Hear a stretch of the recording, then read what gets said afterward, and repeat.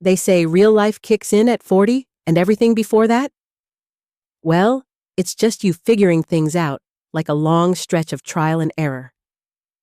Carl Jung tossed out this idea, and it might sound like it flips everything you've ever learned upside down. Society loves to hype up youth, putting all the spotlight on what you manage to pull off in your 20s and 30s. You're constantly fed this notion that those years are the sweet spot, the prime time to carve out your career, nurture relationships, and stack up all the wins that supposedly prove you've made it. But have you ever stopped mid-stride and wondered, is this really the whole picture? As 40 creeps closer, something inside you starts to stir.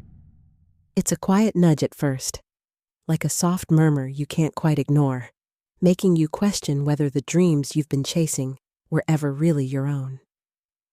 Jung's take shakes up the usual story, hinting that all the ups, downs, and messy moments you've lived through so far were just the warm-up act. A warm-up for what, though? If that hits home, you're definitely not the only one, and maybe Jung was onto something deep and game-changing.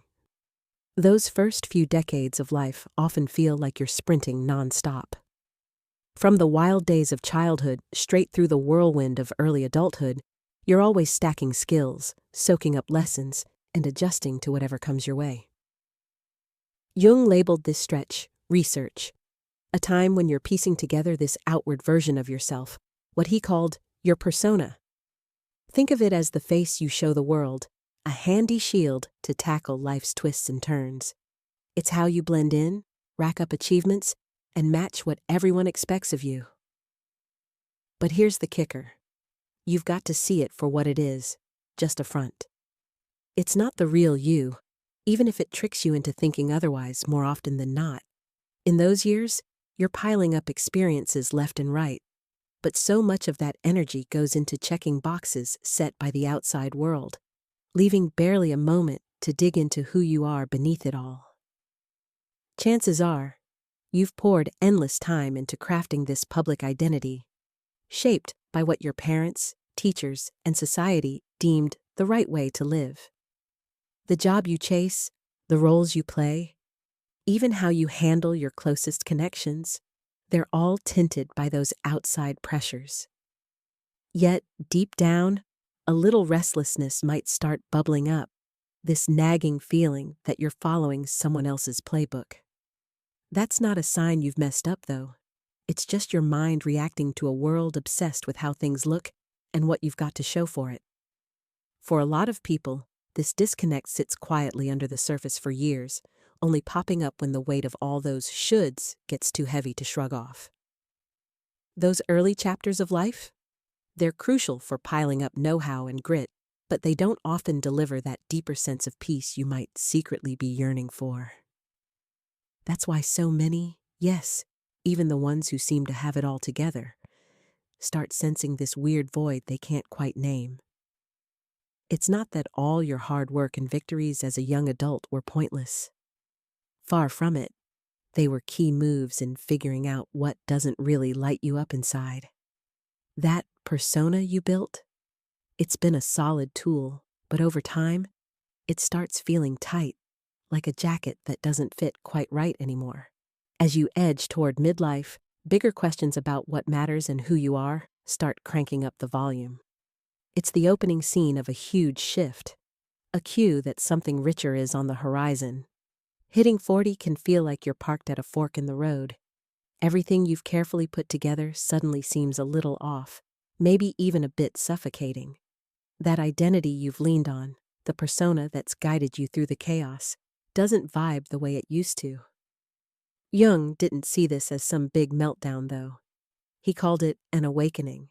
It's a rare chance to step past all the stuff piled on you and get real about who you actually are. What you care about starts to shuffle around quietly. Those shiny badges of success you used to chase? They don't dazzle as much anymore, traded out for this pull toward something truer, something that actually fills your cup. This phase practically begs you to look inside, sparking thoughts about what you value and what you're really after. Science even backs this up. Around midlife, Your brain tweaks itself, getting better at handling emotions and tuning into yourself. You become less impulsive, more thoughtful, seeing the world through a wider lens. Stuff you once thought you couldn't live without?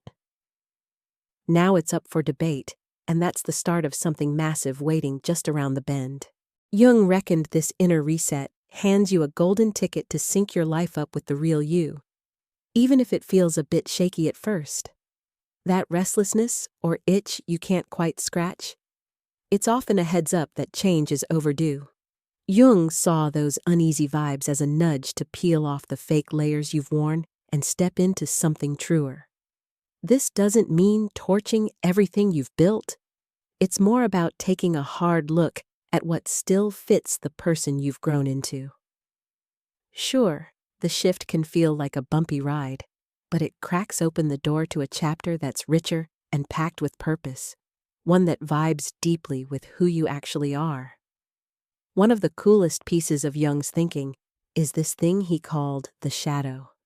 It's all the stuff you've shoved out of sight, your fears, secret wishes, and tender spots. Back in your younger days, pretending those bits didn't exist might have helped you get ahead. But by 40, that shadow starts tapping on your shoulder, refusing to be ignored. Facing it head on isn't a walk in the park. It means staring down truths you've dodged, like dreams you let slip away or habits that just don't work anymore. But here's the payoff. Owning those hidden parts sets you free. You start seeing that your flaws and slip-ups aren't roadblocks. They're actually the stepping stones to feeling whole. Pause for a sec and think, what have you been brushing aside? Maybe it's a creative spark, a craving for real connections, or a quiet urge to live more true to yourself. As you wrestle with those questions, you ditch the persona's limits and unlock a life that's honest and satisfying. This journey's got a name, individuation, and it's about pulling all your pieces together. The stuff you show, the stuff you hide, the highs and the lows. For Jung, this was the big prize of life, and it often kicks off when midlife rolls around. It's like clearing out the clutter, letting go of what stopped serving you, and rediscovering that inner voice. This isn't about walking away from your whole setup. It's more about checking in on what you value and what you're chasing. Ask yourself, are these goals really mine, or just leftovers from what everyone else thought I should want? That kind of reflection might spark tweaks, maybe cutting loose draining ties, dusting off a passion you shelved, or carving out space for what genuinely lights you up. Through this process, you quit living for the crowd and start living for you, not in a self-centered way, but in a real, true-to-yourself way. Line up your choices with what matters most, and suddenly, life feels full and meaningful. Growing, especially around midlife, hardly ever comes without some squirming. The shifts you bump into here often mean leaping into uncharted territory, facing fears you've carried forever, and waving goodbye to old routines. Jung figured midlife was this rare window to not just tweak how you live, but to reshape who you are. It's not a quick flip, though. It's a slow burn that takes guts and patience. Sometimes it feels like you're tearing down the very ground you stand on, but that's where the magic happens.